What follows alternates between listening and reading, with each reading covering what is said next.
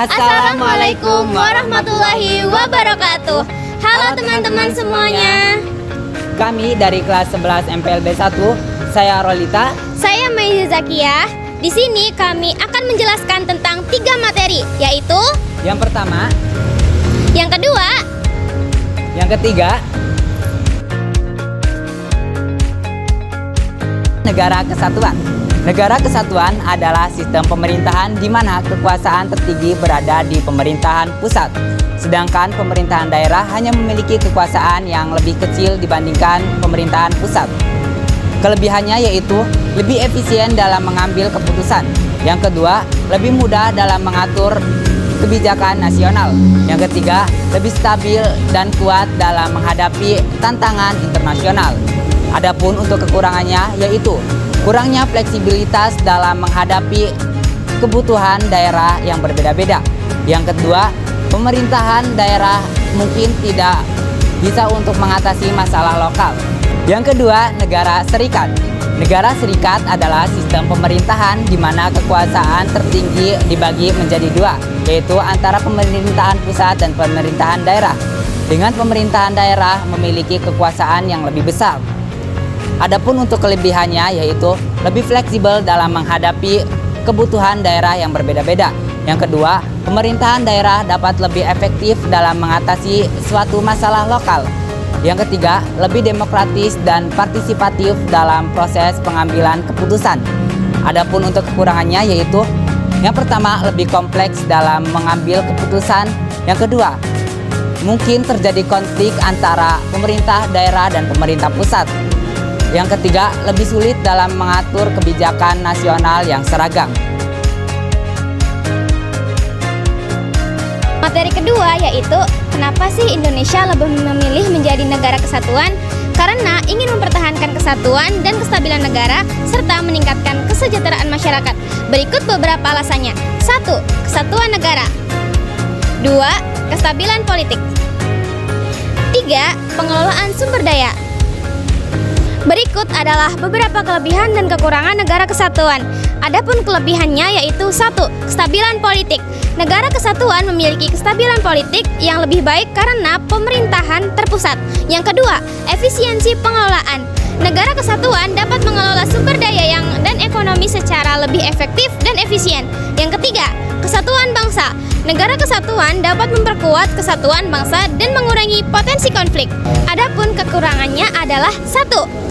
Kurangnya otonomi daerah, yaitu negara kesatuan memiliki pemerintahan terpusat sehingga daerah-daerah memiliki sedikit otonomi. Yang kedua, potensi penindasan, yaitu negara kesatuan dapat berpotensi menindas hak-hak daerah atau kelompok minoritas. Yang ketiga, kurangnya fleksibilitas, yaitu negara kesatuan dapat kurang fleksibel dalam menangani masalah-masalah daerah yang spesifik.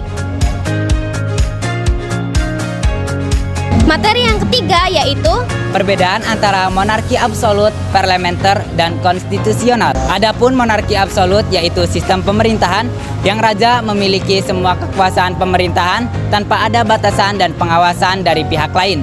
Yang kedua, monarki parlementer yaitu sistem pemerintahan yang raja tidak bertanggung jawab atas pelaksanaan kekuasaannya, tetapi menteri-menteri yang dipilih oleh parlemen. Yang ketiga, monarki konstitusional, yaitu sistem pemerintahan yang raja dibatasi oleh undang-undang yang ditetapkan oleh parlemen. Setiap bentuk monarki memiliki kelebihan dan kekurangannya masing-masing. Berikut adalah beberapa di antaranya. Kelebihan monarki absolut adalah dapat memberikan kestabilan, konsistensi, dan efisiensi dalam pemerintahan. Kelemahan monarki absolut adalah dapat menimbulkan penyalahgunaan kekuasaan, korupsi, dan ketidakadilan.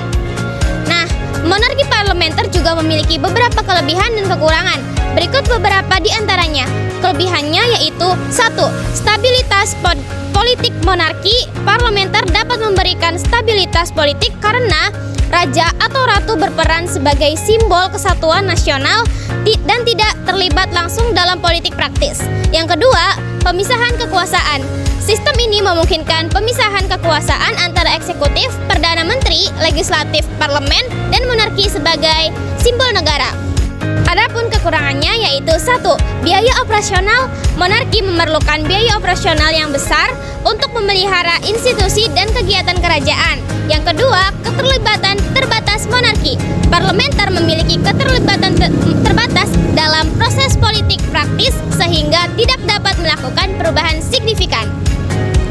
Monarki konstitusional memiliki beberapa kelebihan dan kekurangan. Berikut beberapa di antaranya. Kelebihannya yaitu 1. Stabilitas politik. Monarki konstitusional dapat memberikan stabilitas politik karena raja atau ratu berperan sebagai simbol kesatuan nasional dan mengikuti konstitusi. Yang kedua, pemisahan kekuasaan. Sistem ini memungkinkan peniasaan kekuasaan antara eksekutif, legislatif, dan monarki sebagai simbol negara. Nah, kekurangannya yaitu 1. Biaya operasional. Monarki memerlukan biaya operasional yang besar untuk memelihara institusi dan kegiatan kerajaan.